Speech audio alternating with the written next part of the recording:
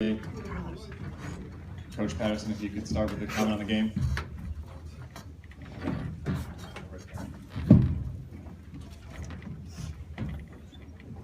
Well, obviously, first half we didn't play very well defensively. We had them third down, punt goes forward, everything goes on. Second half, that Vernon goes down and really kind of equals the playing field, and TCU, these guys fought back. I told them we had an opportunity in the second half to show what our program was all about. We've had to do that before. Kansas State, I think we were down 35-10, turned around and came back. So, it's just been one of those teams. They've never really quit. They've just kept creating opportunities and doing the things they do. I'm really proud of them. And I was really proud of all the TCU fans that came down and were a part of this game tonight. It was a lot of fun having all of them there, and they helped us, gave us a lot of energy in the second half. Raise hand for questions, and please direct them to one panelist at a time back there or there. Coach, you changed your wardrobe at halftime. Are you ever going to wear any color other than purple again? Let me say this. I did the same thing at Iowa State. I started out in black, and we were down 21-0. I will never wear black again. I'm trying to look thinner. You end of the year, you're not as good a shape to do it all, and heck with that. Question. Well, at least that's a good excuse. Over here, Coach. Yeah. Just expand a little on what the defense showed in the second half and how y'all were able to contain them to something like 20 yards before the overtime. It really didn't do much different except we tackled. We couldn't get our hands on Vernon very well in the first half. We turned the guy loose. Guy came out of coverage. But it's one of those things where I quit trying to create things and let the defense do its work. And they did a great job, I thought. We got the caused fumble on the kickoff return. I thought that was kind of a changeover, got some momentum, because you're kind of out of it. If they punt, they took 2 or 3 minutes, you're probably going to be short some time to be able to come back that amount of numbers. But I really give those guys the credit. They did a great job of playing leverage. Raise hand for questions, please. Be up in front. Amanda. Bram, is it fair to say this is going to be a night you'll remember forever? This will be one I'll tell my grandkids. You're going to have grandkids? Go ahead and elaborate. This is a night that I never thought would ever happen. But I'm honestly just dedicated to Trey, and he's the one who, showed me how to play like I did tonight. Questions, hands up, right in the front here, right.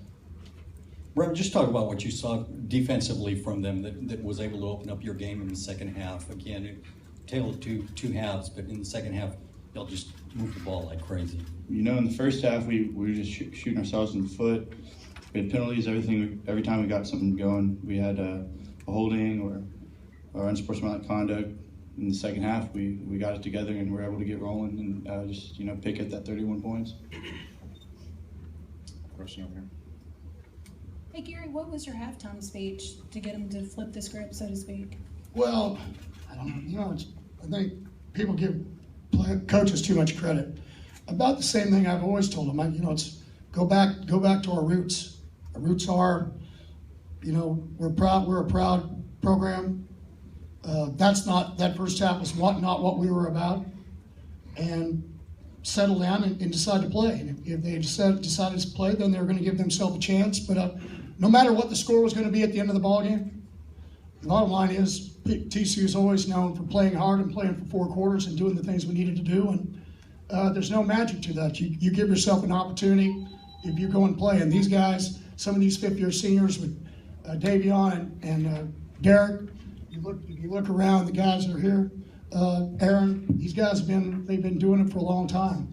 And if you look at our season, I was watching our highlight film at the luncheon yesterday, and it gave me chills because basically it was just a storyline after storyline after storyline of catching the ball at the end of the game at Texas Tech, catching the post at the end of the game at Kansas State. You just keep going, stopping on 4th down against Baylor. You just go down the list of plays that guys made at the end of the ball game. to give yourself a chance to win, going for 2 points at Oklahoma. But we go and score the touchdown, Bram does. Then we, pump it 6 inches higher, and you might be sitting here at 12-2. And so 12-1, 13-1. So for us,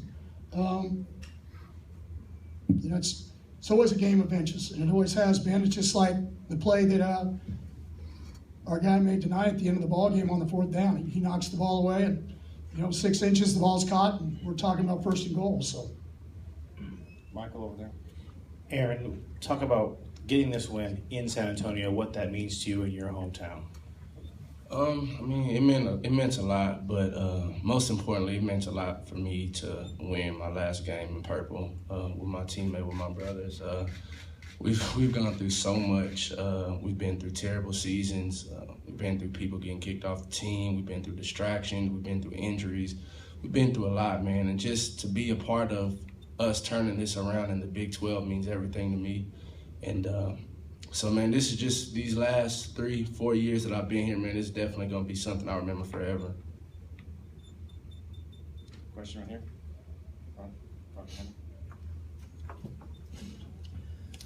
Graham, why were you having so much trouble in the first half? Was it just the short notice, the one practice day? We weren't having any trouble really just moving the ball except for the penalties. Once we got it together, we fought back in the second half. We've been doing this all year. We come back second half. Nobody had a doubt that 31 points we can come back. It ended up being a 3 overtime game and got a W. Carlos, did you hear that question earlier? Oh, sorry. 31 points, you didn't have any doubt? Not with us. Question. Bram, did it feel like OU earlier on in the second half when you guys kind of started to make the comeback? Yeah, OU was an example, I guess, that we were running off of tonight. I don't think anybody walking out of that tunnel in the second half really had a doubt that, with their quarterback out, 31 points, we get something on the board, and we get a couple turnovers. Defense plays well. 31 points was easy. I don't know about easy, but I'm gonna stick with him because he did it. So. Coach Patterson, how much, right here in the back, how much did you guys enjoy coming here to San Antonio, and how much of an impact did your San Antonio kids have on this team? Oh, yeah. Well, number one, every great team we've ever had, I think, has always had a San Antonio guy on it. But coming here, as I said before when we got here, one of my bucket lists was to play in the Alamo Bowl, play in the Cotton Bowl. Obviously, you're in Texas, you'd like to play in the home state bowls one time before you're done. This was our 16th bowl in 18 years. Obviously, you also don't be able to go down to New Orleans and play in that one sometime. But to be able to be here, our kids had an unbelievable time. One of the things I think is cool is about this when you play in the state is so many more of their family members, so many more of their friends and their family and their relatives and everybody else that are part of it get a chance to be here. And, they get a chance to ride home with them. They don't, we're not going, some of them are going on the bus, but they're going home with their friends and their family. And to me, that's, every minute you get a chance, because these guys work hard. It's a 365-day-a-year job, really. College football is anymore if you want to be good at what you do. And so when they get a break and be able to do that in their hometown, and really for Aaron and Derek, and all of you have a group that get a chance for them friends and them to wake up in the morning here in San Antonio and to be able to enjoy it with family. I don't know, I can't speak for them, but I would have to say that there couldn't be a better experience because they're going to be remembered for the rest of their lives. Hey, Derek, about the defense over here. You guys held them to 18 yards on 18 plays in the second half. Could you just feel that game turning, and not so much because of Adams, but just the way the second half turned out? The defense, we never really get down on ourselves. We had a terrible first half, and everybody was looking sad and things like that. But we got there, we got to the locker room, had a great speech, and we just made a lot of plays, and it just felt good playing on this defense tonight. Ty, over here. When you see Bram dive basically head first and get flipped over and just put everything on the field. What does that do on the other side of the ball? Does that get you guys kind of riled up and ready to go? Oh, you should have saw the sideline. We were all fired up. I mean, a guy that's willing to go and sacrifice his body for the team, that's something you really gotta respect. We really appreciated him stepping up and doing what he did. Couldn't have done it without him. Bram, obviously you had a lot of family stuff going on with your dad. That got mentioned after the game. What kind of emotions were spurred by that in this game? I mean, honestly, I was really just focused on this win. When I saw my mom after the game, I bargained with the guy to get her down on the field, and just gave her a hug and started crying with her. And I mean, I'd love for him to be here to watch this happen, but I know he was watching upstairs. Look at Ty, you're sitting there with a bunch of seniors, and it's just you up there, the only guy coming back next year. How does this kind of set the tone for next year?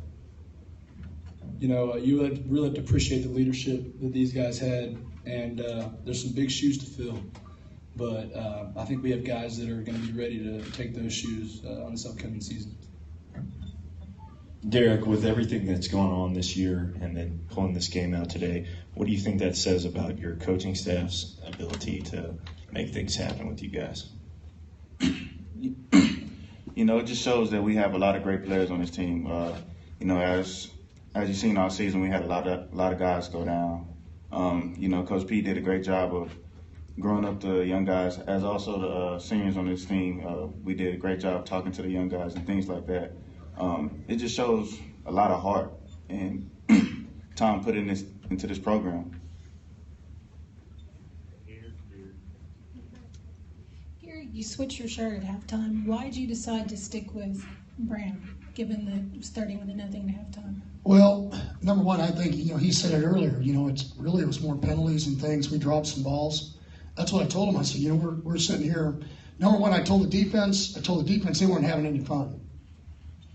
I mean, this is going to be their last ball game. There was a lot of seniors. They played a lot of defense. They've been one of the best in the league. They weren't having any fun, and not anything good was going to happen if they didn't have fun. So we have to turn around. We started stunting and doing some things. Offensively, to me, it started with the very first drive. I thought we started running the ball more early. They took it off, then we went to play action. I thought Bram made a couple unbelievable plays as far as throwing it and running with the ball. He had the option play, which we all looked at each other when it kind of broke, and he went down the sideline there in overtime. And so, to win a ball game like this, to come back, you've got to have a bunch of plays that happen for you.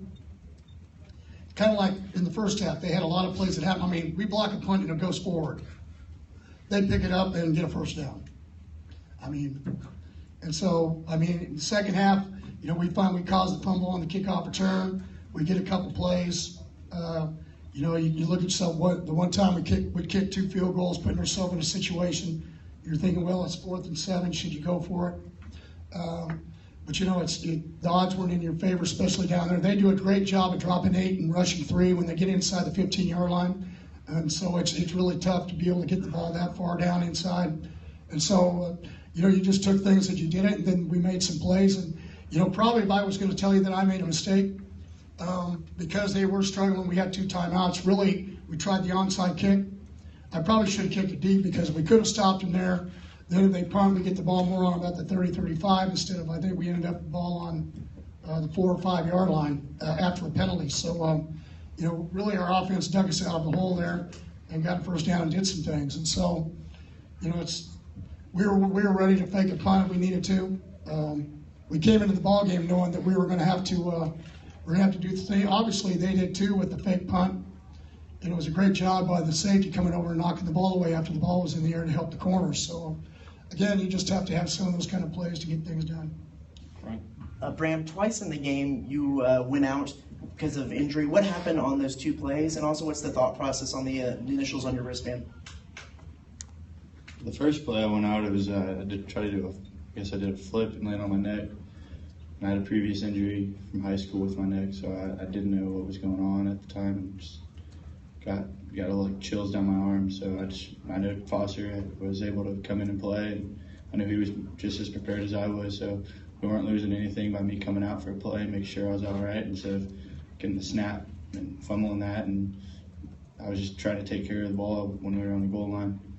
The second time it was my ribs. I got hit in the ribs and Just I needed to go out for a play and catch my breath, and I knew Foster was ready to go again. And initials on my wristband for Trevon is, I mean, it's sad, as sad as it is. Every time I read anything about him, it brings tears to my eyes. But this one was for him, and he's really the one who taught me how to play like this because he's the most fearless guy on the field. A couple final questions, front. Hey, Aaron, when you think about this season, the comebacks, the players you lost, Trevon's news this week, and then being down 31-0, what will you tell people about this year in a few days? Just relentless, man. There was just a point in time in this season where it just seemed like nothing was going our way. I've never been on a team where we had so many injuries, and I mean, I just think that it shows how well our coaches are. I don't know if I would be able to coach a team with this many injuries and still have these guys prepared to win every week. How many freshmen we played.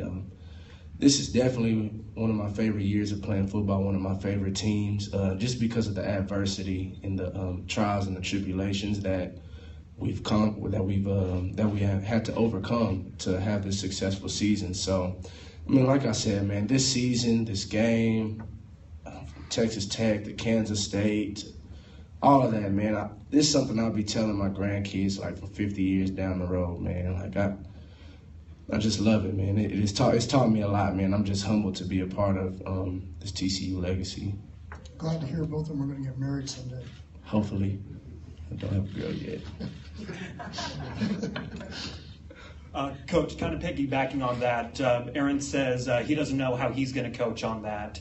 Given the injuries, the freshmen played, all the setbacks, where do you rank this on your years of coaching in difficulty and success? Well, every year is different, but obviously, I told him, about the middle of the season that I probably was going to remember this season even more than I was going to remember last year, just because of everything that this group had to go through.